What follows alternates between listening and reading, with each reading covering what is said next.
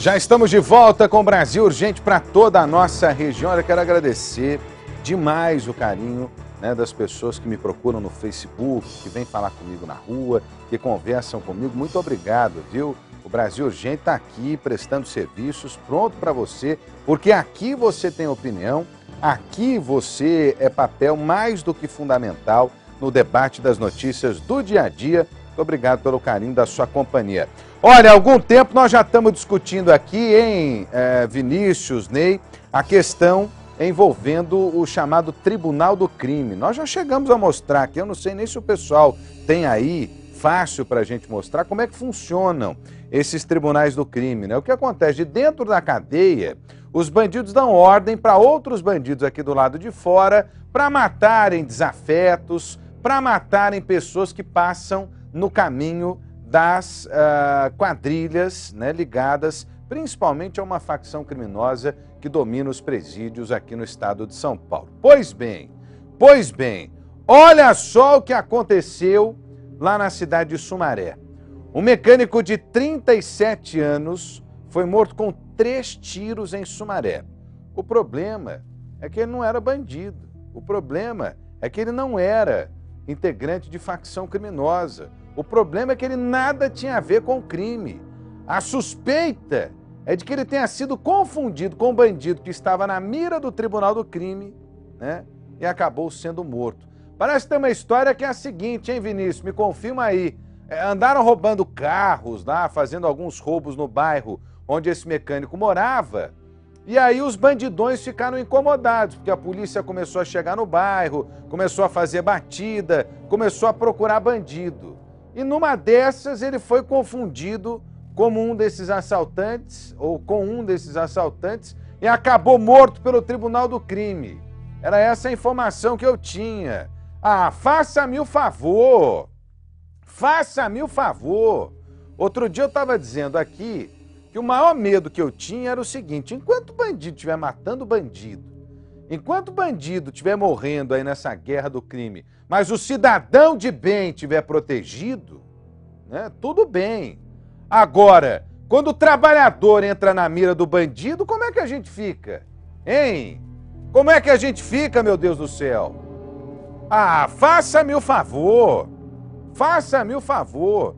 E aí uma família vivendo a angústia de sepultar uma pessoa inocente que pode ter sido confundida com bandido e que foi morto por outros bandidos, ou foi morto por bandidos, que fazem do nosso país um país de gente refém do crime, um país de gente acuada, um país de gente que se tranca dentro de casa, transforma as casas em prisões, porque as casas hoje em dia são verdadeiras prisões. São verdadeiras prisões para poder fugir da criminalidade que anda solta, porque a impunidade ainda come solta por aqui. Porque a lei protege bandido, porque o coitado do policial entra numa troca de tiros, pode até ser preso, enquanto o bandido anda armado até os dentes, pode te matar e não acontece nada com ele. Não acontece nada com ele. Daqui a pouquinho nós vamos trazer esse caso para você que está acompanhando o Brasil Urgente para Campinas e região. É muito triste, hein? É muito triste. Acho que a matéria está terminando de ser editada. Daqui a pouquinho a reportagem da Alicia Manjavac.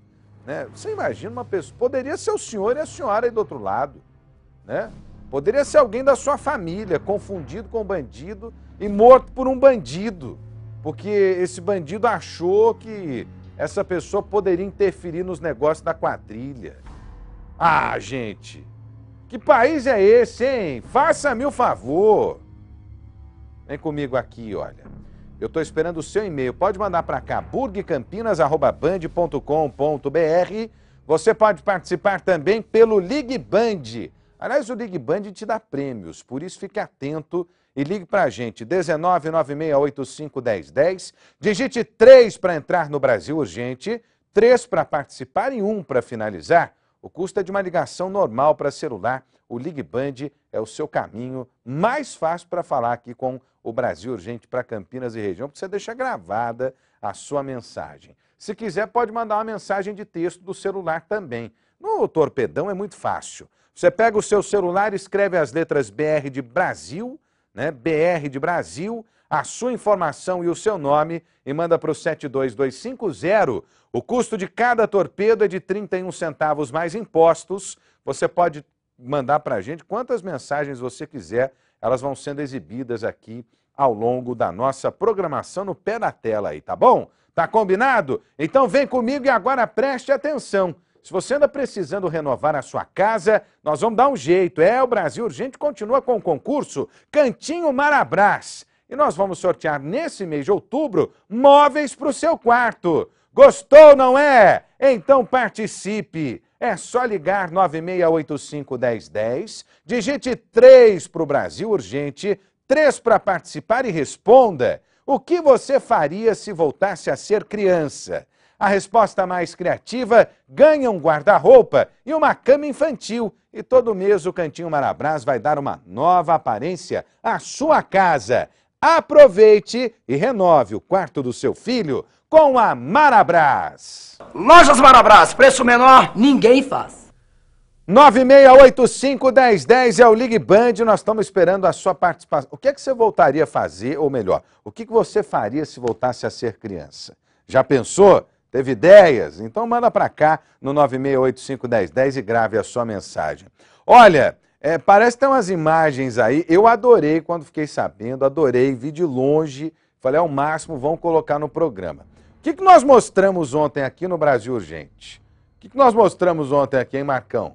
Os santinhos, a sujeira feita pelos políticos no dia das eleições. E eu sugeri, ontem eu tive centenas de manifestações lá no meu Facebook, sugeri ao cidadão, né, que se unisse para aprovar uma lei que obrigue o candidato, no momento em que faz lá o registro da sua candidatura, né, assine um termo de compromisso para poder fazer o seguinte, limpar a rua que ele suja durante as eleições. Aí sabe o que aconteceu? Tá vendo esse pessoal aí, ó? Tá vendo esse pessoal aí, ó? Um grupo de estudantes, esse vídeo tá circulando na internet. Olha, se tiver alguém desse grupo aí que puder falar com a gente, viu? Liga aqui pra gente no 19-3779-7400, pede para falar aqui na produção do Brasil Urgente, né? Se tiver alguém de Itu, né? A gente olha lá na Bina, confere direitinho, se tiver alguém de Itu, né, que possa dar mais detalhes pra gente. Essa ideia aí foi formidável, hein? Foi sensacional. Tá aí o protesto contra a sujeira dos candidatos. Olha lá, o grupo recolheu os santinhos e devolveu para os políticos. Ah, mas merece uma salva de palmas, não merece não? Vamos bater palma aí, ó. Ó que maravilha, ó. Sensacional, gente. Vocês estão de parabéns.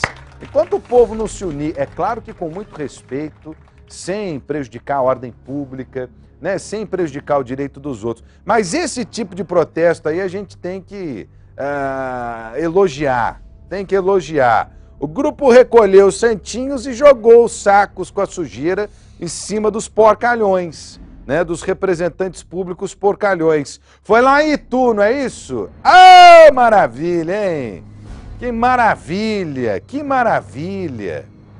Tomara que os políticos possam aprender, porque a população, não só lá em Itu, hoje eu já recebi de outras pessoas também uma série de informações, né, de gente indignada com esse tipo de coisa. Ninguém está se conformando com a quantidade de santinhos, com a quantidade de papel que foi jogada nas ruas e avenidas das cidades de Campinas, Hortolândia, Sumaré, Jundiaí, Piracicaba, enfim, né, pelos políticos porcalhões, pelos políticos porcos, imundos, políticos que se já estão fazendo sujeira agora, imaginem só, né, como vão sujar a administração pública se assumirem ou quando assumirem.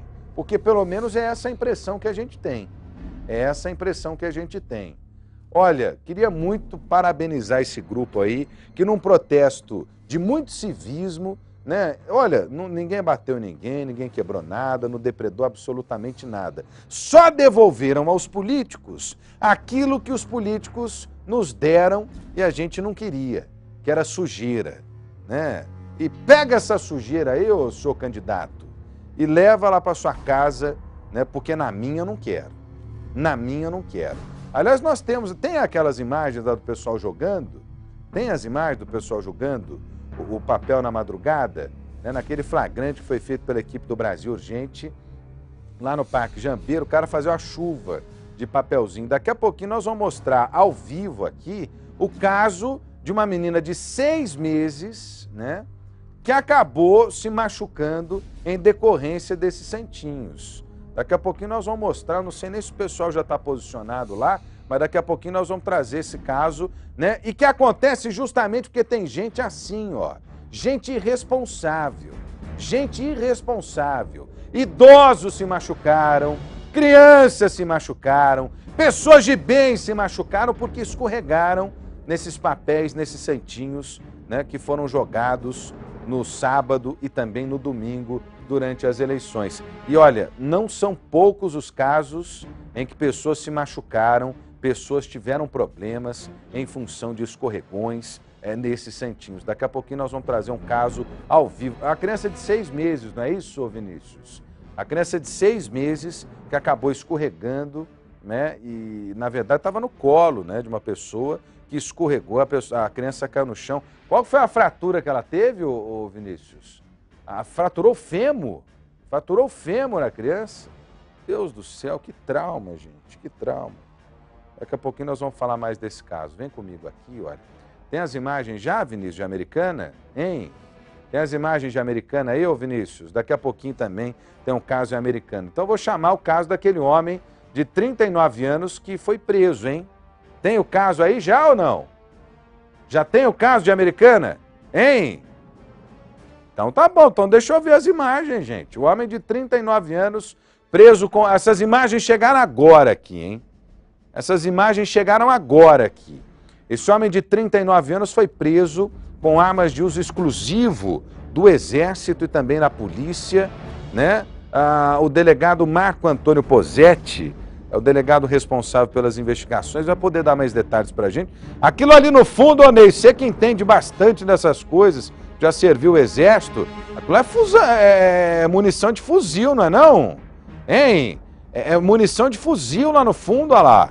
E uma metralhadora de repetição, aqui uma pistola, armamento de grande poder bélico, isso aí deve estar ligado a quadrilhas que têm agido aqui na região. Tem droga apreendida, essas quadrilhas cada vez mais ousadas e que ontem, por exemplo, fizeram vítimas aqui na região num atentado, num ataque a um carro forte, que nós vamos mostrar daqui a pouquinho. Olha, a polícia vai investigar esse caso, quer saber quem são os responsáveis por esse armamento e se esse armamento não estava sendo usado pelas quadrilhas para ataques aqui na região. Doutor Posetti está comigo, ô Vinícius? Ô doutor Antônio Posetti, boa tarde, é um prazer falar com o senhor aqui no Brasil Urgente. Boa tarde, Rodrigo, tudo bom? Tudo bem, doutor. Olha, doutor, armamento muito pesado, tem metralhadora, pistolas, isso na mão do crime organizado pode representar um grande perigo à sociedade, hein, doutor? Sem dúvida nenhuma, Salomão.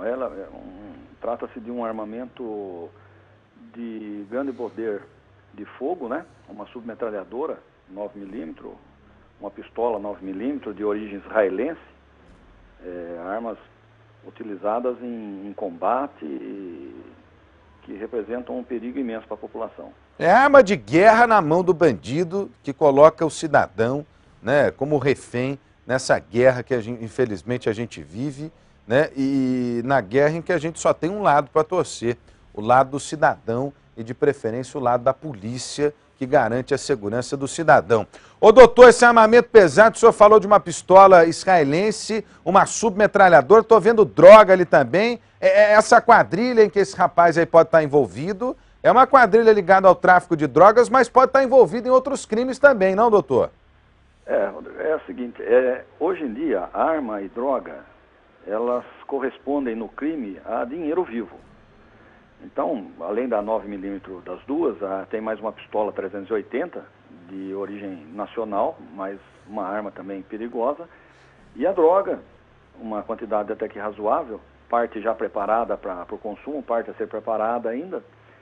E, como eu disse, esses dois tipos de objetos, eles são dinheiro vivo. Agora, ô doutor, qual que é a suspeita desse rapaz aí? Esse rapaz, ele pode ter participado de ações criminosas, ações de grande vulto aqui na região, porque cada vez mais a gente está vendo aí bandidos ousados. Eles invadem joalherias. Em Americana teve um caso no ano passado em que a DIG desmantelou uma quadrilha inteira responsável por assaltos com armas de grosso calibre, de grande impacto, né? A polícia tem prendido, me parece que a identificação, inclusive, do uso dessas armas aí em outras ocorrências deve ser uma questão de tempo, hein, doutor? Sim, vai ter um empenho nessas investigações. Se nós conseguirmos ligá-las a alguns crimes, né? Não necessariamente fazem parte de uma mesma quadrilha ou bando, porque, infelizmente, isso daí está disseminado demais no estado de São Paulo, no Brasil, para falar a verdade, né? Então, vão prosseguir as investigações. Semana passada fizemos uma apreensão do mesmo porte, com uma submetralhadora e uma pistola.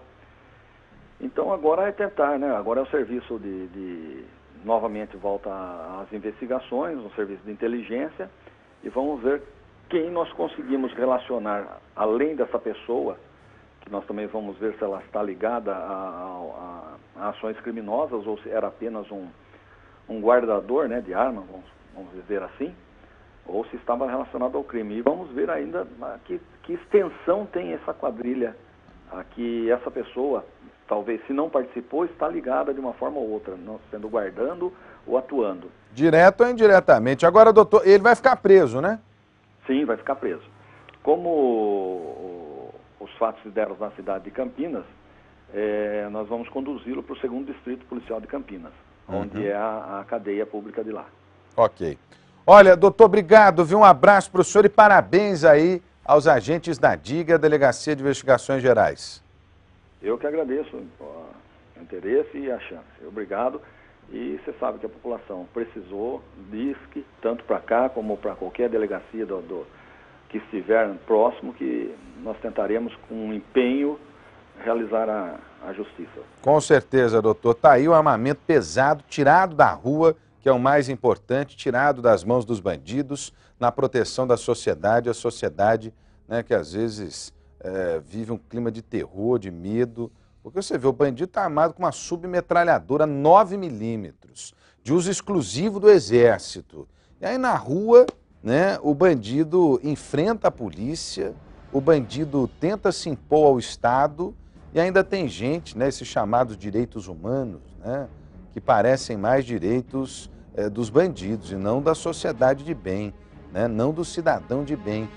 Os chamados direitos humanos vão lá, né, passam a mão na cabeça desses caras, passam a mão na cabeça de bandido, né, enquanto o cidadão morre nas mãos dessa gente que é do mal, hein? É do mal.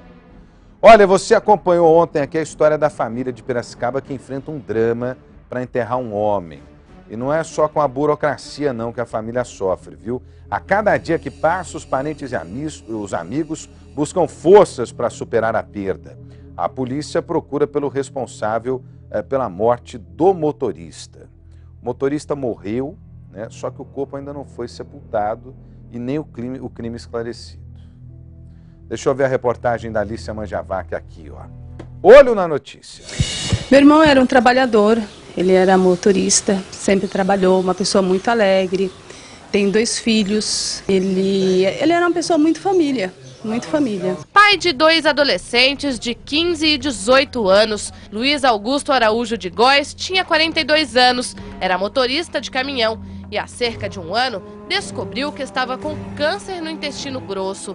Começava então um tratamento pesado para tentar se curar. Com o câncer já fazia um ano que ele vinha lutando com câncer. Já tinha feito uma cirurgia, estava fazendo quimioterapia.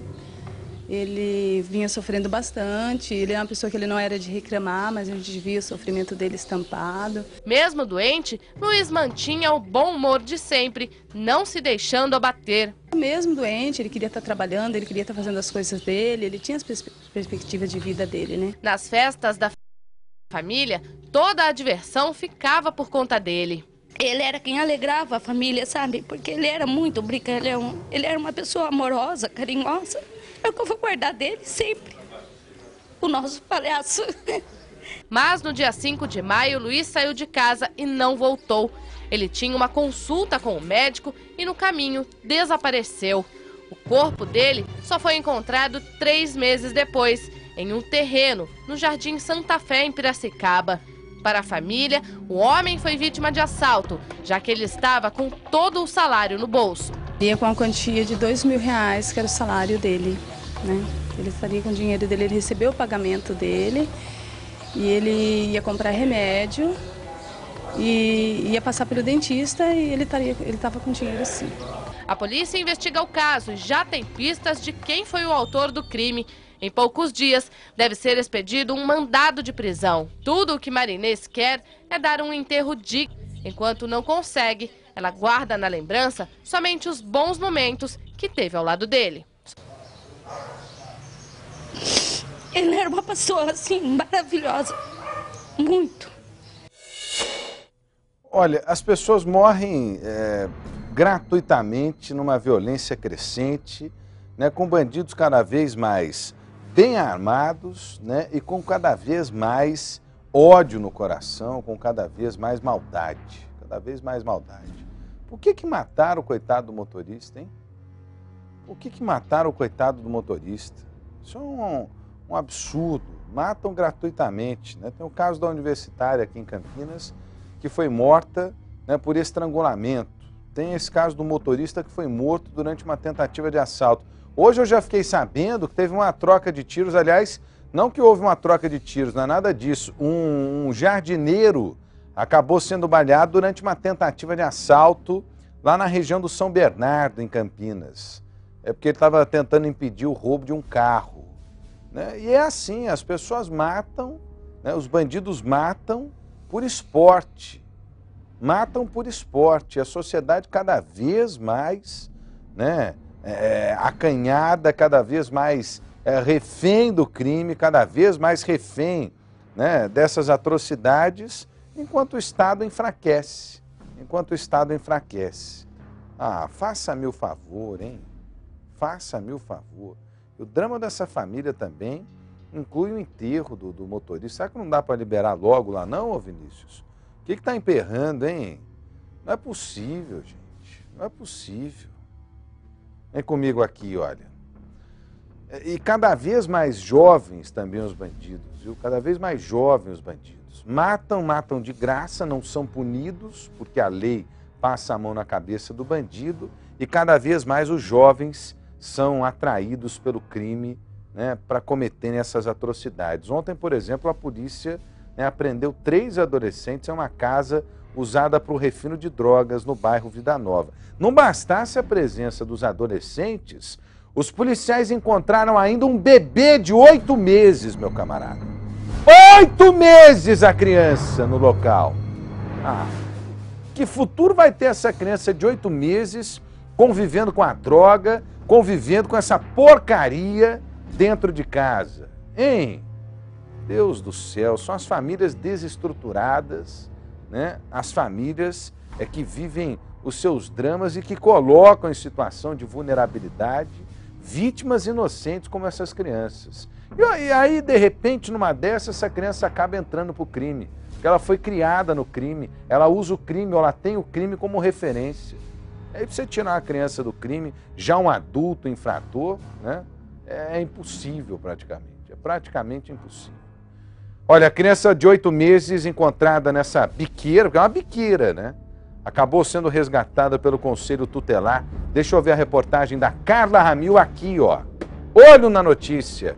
A polícia chegou aos menores depois de denúncia anônima. Um garoto de 17 e 2 garotas com 15 e 17 anos foram apreendidos. A Polícia Militar ela recebeu uma denúncia via 190, onde constava que pelo local havia o tráfico de entorpecente e havia recentemente, o traficante ali que residia, né, havia recebido 2 tijolos de entorpecente, que haveria acondicionado esses tijolos no fundo da residência. No local, os policiais encontraram este tijolo de maconha. O entorpecente estava enterrado no quintal da residência. No imóvel também foi localizado este veículo, que havia sido roubado no dia 26 de setembro em Hortolândia. E um indivíduo saía da residência. Quando este foi abordado, constatou-se que era menor, de 17 anos, e de posse dele se encontrava a chave do veículo.